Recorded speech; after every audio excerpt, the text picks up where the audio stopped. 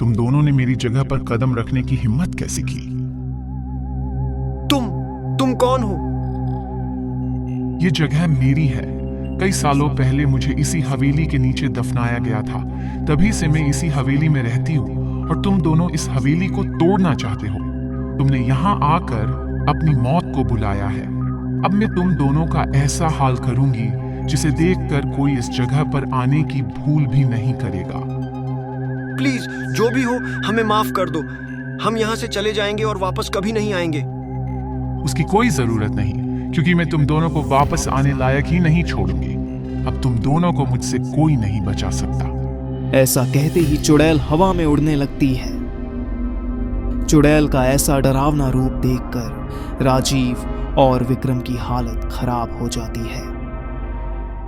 तभी चुड़ैल एक टूटा हुआ कांच उठाकर राजीव के गले में घोंप देती है और राजीव की वही मौत हो जाती है। राजीव को अपने सामने मरा हुआ देखकर विक्रम की रूह कांप जाती है और विक्रम जोर जोर से चिल्लाने लगता है। अब तुम्हारी बारी। तुम्हें भी तुम्हारे दोस्त के पास भेज देती हूँ। बेचारा अकेला रह नहीं पाएगा। दोनों वहां आपस में काम धंधे की बातें करते रहना।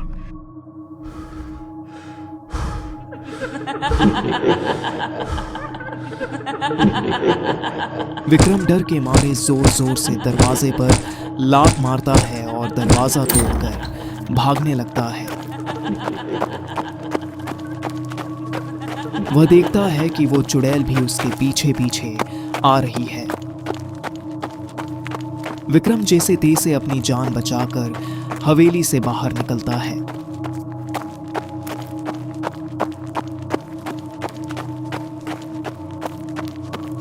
सन्नाटे में डूबी रात हवाओं में सिहरन थी। विक्रम जैसे तैसे उस मनहूस हवेली से बाहर निकला और अपनी जीप तक पहुंचा। विक्रम की धड़कनें तेज थी, जैसे उसका दिल उसकी छाती से बाहर निकलने को बेचैन हो। राजीव का खून, उसकी चीखें और चुड़ैल की भयानक हंसी उसके कानों में गूंज रही थी। उसके हाथ कांप रहे थे, लेकिन उसने हिम्मत जुटाकर चाबी लगाई और इंजन स्टार्ट किया।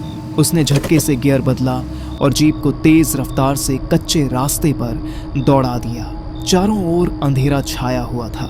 घना जंगल, हवा में सरसराहट और झिंगुरों की आवाजें माहौल को और भी डरावना बना रही थीं।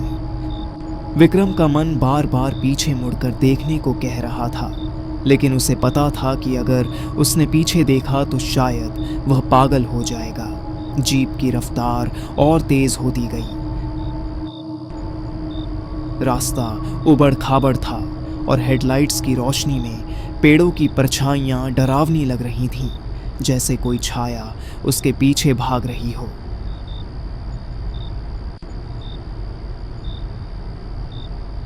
तभी अचानक इंजन ने खड़खड़ाने की आवाज की और जीप झटके से बंद हो गई। चारों ओर घना अंधेरा छा गया।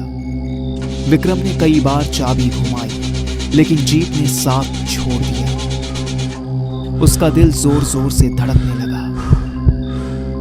उसने मोबाइल निकाला, लेकिन नेटवर्क नहीं था। विक्रम बुरी तरह फंस चुका था। चारों ओर अंधेरा और सन्नाटा। उसे ऐसा महसूस हो रहा था जैसे कोई उसे घूर रहा हो। अचानक उसकी नजर जंगल के अंदर से आती एक हल्की पीली रोशनी पर पड़ी। ऐसा लगा जैसे कोई लालटेन टिमटिमा रही हो। विक्रम को यकीन नहीं हो रहा था कि इस घने जंगल में कोई इंसान हो सकता है, लेकिन उसके पास और कोई चारा नहीं था। वह धीमे धीमे उस रोशनी की ओर बढ़ा। पत्तों की सरसराहट, टहनियों का टूटना और उसके कदमों की आहट। वह धीरे धीरे उस रोशनी के पास पहुंचा और पाया कि वह रोशनी एक छोटे से घर से आ रही थी।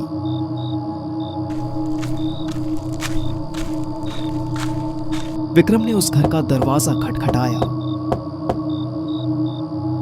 तभी एक बूढ़ा आदमी बाहर आया। उसकी सफेद दाढ़ी, झुर्रियों भरा चेहरा एक डरावना माहौल बना रहा था। बेटा, कौन हो तुम? इतनी रात को यहाँ क्या कर रहे हो? बाबा, मेरी गाड़ी खराब हो गई है। यहाँ आसपास कोई मैकेनिक मिलेगा क्या? बेटा, यहाँ दूर दूर तक कोई नहीं मिलेगा। रात यहीं गुजार लो, सुबह तुम्हें कोई ना कोई मदद मिल जाएगी। विक्रम के पास कोई और चारा नहीं था। अंधेरा काफी हो चुका था, इसीलिए वो वहीं रुकता है। घर का माहौल थोड़ा अजीब था। कोनों में धूल भरे बर्तन पड़े थे और एक मध्यम चलती लालटेन थी जिसकी रोशनी घर को रहस्यमय बना रही थी।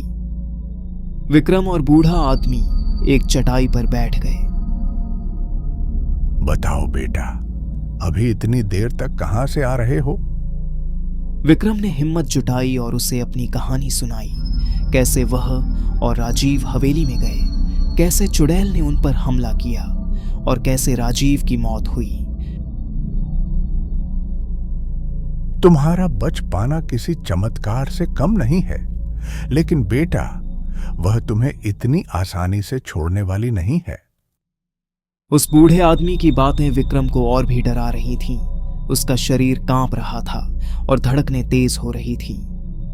बाबा, आप यहाँ अकेले क्यों रहते हैं? मेरा नाम रामलाल है। मैं बरसों से यहाँ रह रहा हूँ। मेरा गांव, मेरा परिवार सब मुझसे छिन गया, इसलिए अब मैं यहीं जंगल में रहता हूँ। कई साल पहले उस हवेली में मेरा परिवार भी गया था। वह हवेली भूतिया है। आप उस हवेली को जानते हैं? हाँ बेटा, वह चुड़ैल, उसकी कहानी बहुत पुरानी है। वह कभी इस गांव की एक आम औरत थी, लेकिन गांव वालों ने उस पर काले जादू का इल्जाम लगाकर उसे जिंदा दफना दिया था। उसके बाद से उसकी आत्मा बदले की आग में जल रही है। विक्रम को पसीना आने लगा, उसका शरीर कांपने लगा।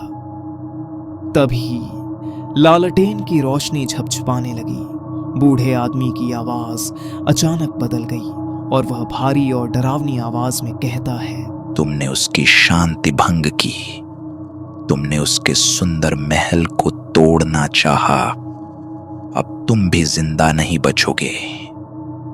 उस बूढ़े आदमी का चेहरा अचानक विकृत होने लगा। उसकी आंखें लाल हो गईं, चेहरा डरावना हो गया। वह हवा में उठने लगा।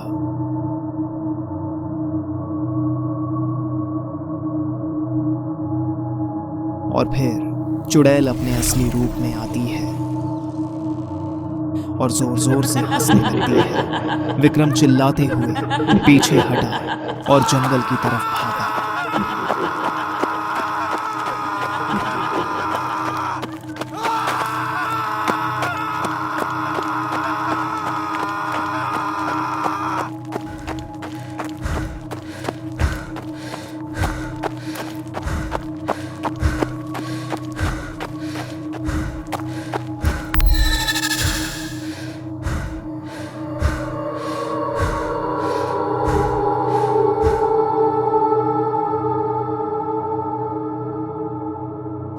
तुझे लगा कि तू इतनी आसानी से मुझसे बचकर भाग जाएगा। नहीं, तुझे मारे बगैर मुझे शांति नहीं मिलने वाली।